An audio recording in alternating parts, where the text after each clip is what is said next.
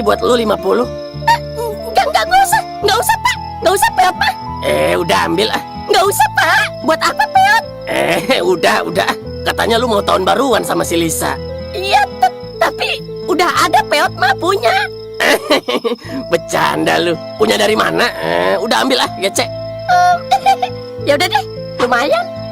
Ya udah, gua mau masuk dulu. Lu mau kemana lu? Peot mau main ke gardu sama anak-anak. Oh, ya udah gua duluan ya. Iya, Pak.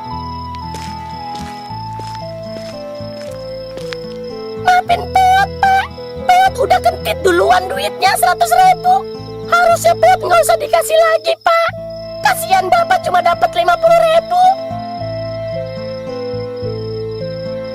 Alah, dia bantuin juga kagak. Gua yang gosong di atas genteng. Dia mah enak-enakan ngobrol sama janda. Berangkat. Pak Badot berdiri kaku. Mulutnya kebuka tapi nggak ada suara keluar.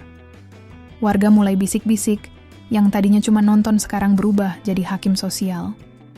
Pak Rungkat narik napas panjang, nahan emosi yang dari tadi diperes kayak kain pel. Saya nggak minta banyak, Pak. Cuma pengen diperlakukan jujur. Kalau emang upahnya mau dipotong, ngomong. Jangan main belakang. Pak Badot nyengir paksa. Ya namanya juga urusan lapangan, Kang. Kadang ada biaya-biaya. Peot langsung nyamber, suaranya datar tapi nusuk. Biaya apa, Pak? Biaya rayuan atau biaya gaya? Beberapa warga cekikikan. Pak Badot melotot ke Peot. Jaga mulut kamu. Peot nggak mundur. Saya jaga, Pak. Dari tadi juga saya jaga. Tapi jujur, Pak, capek. Panas, gosong, duit dipotong, masih disuruh maklum. Bularas maju selangkah. Nada suaranya tenang tapi dingin. Pak Badot, bener nggak upahnya 500? Semua mata langsung ke Bang Indra yang baru datang. Keringetan, napas ngos-ngosan. Bener, Bu. Saya transfer 500. Full. Ke Pak Badot. Sunyi. Pak Badot garuk leher. Ya, mungkin salah hitung. Robi nyeletuk dari belakang.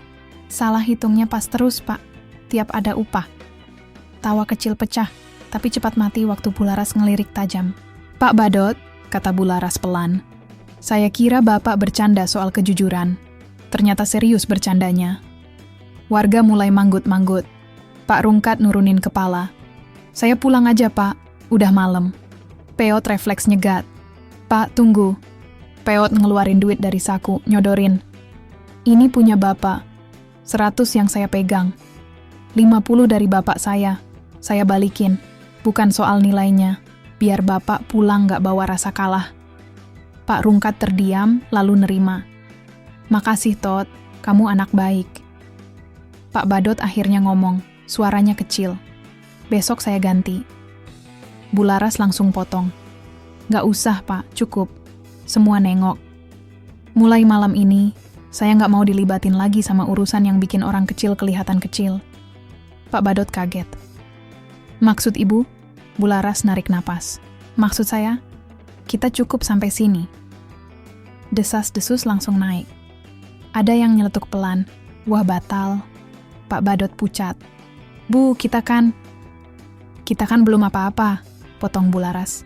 Dan setelah malam ini, makin gak ada apa-apanya. Pak Badot terdiam. Warga satu-satu bubar. Bang Indra nepuk bahu Pak Rungkat minta maaf.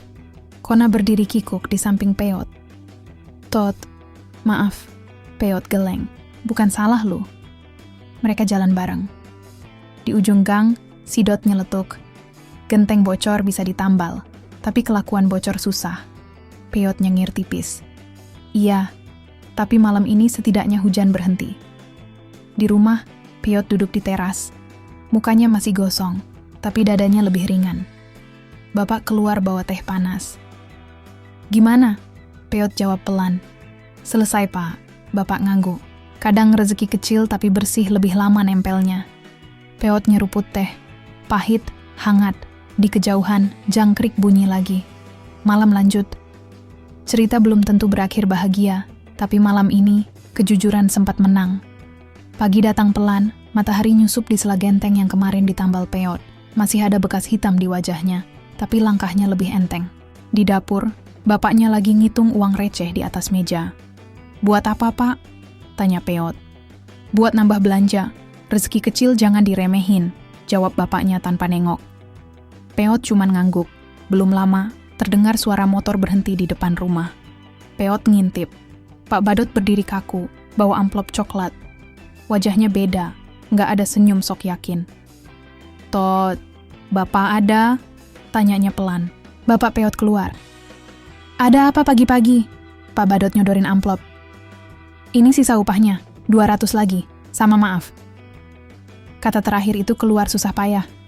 Bapak Peot nerima tanpa ekspresi. "Diterima. Tapi maaf itu bukan ke saya, ke Pak Rungkat."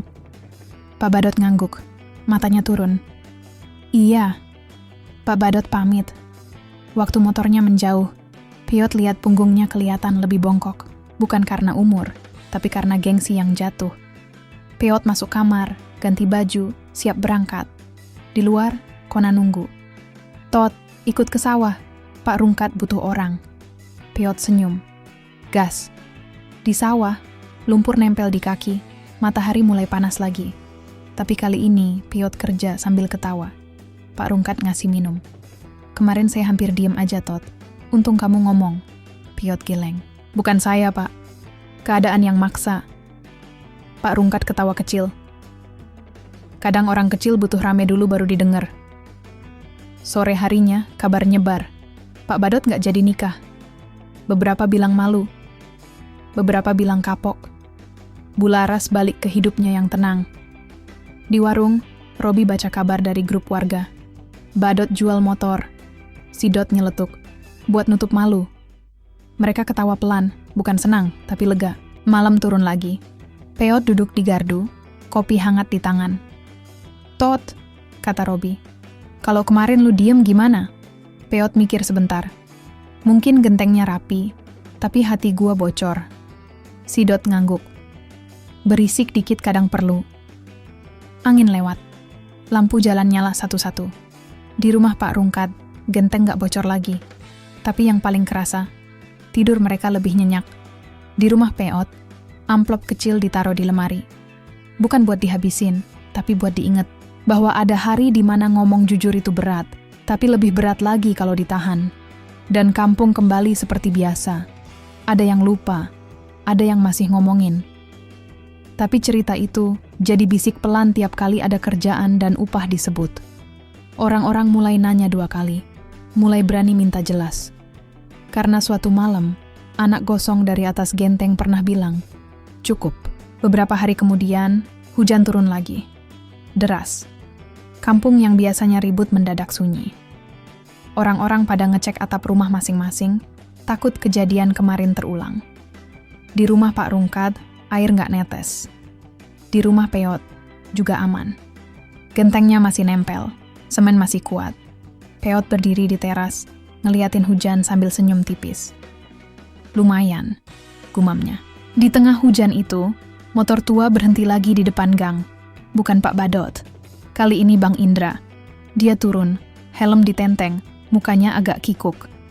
"Tot, ada waktu?" Peot ngangguk. Mereka neduh di teras. Bang Indra ngeluarin rokok, tapi nggak jadi nyalain. "Gue mau minta maaf. Kemarin gue terlalu percaya. Gue kira urusan beres." Peot jawab santai. "Udah lewat, Bang." Bang Indra narik napas. "Mulai sekarang, kalau ada kerjaan, upah gue kasih langsung ke yang kerja. Biar jelas." Peot cuma senyum. Itu aja udah cukup. Hujan reda sore itu. Di gardu, si Dot bawa kabar baru. Badot pindah kontrakan. Robi nyeletuk. "Cepet juga." Si Dot angkat bahu. Katanya biar adem. Peot dengerin sambil ngopi. Dalam hatinya gak ada rasa menang, cuman lega. Karena kadang keadilan gak perlu dirayain, cukup dijalanin.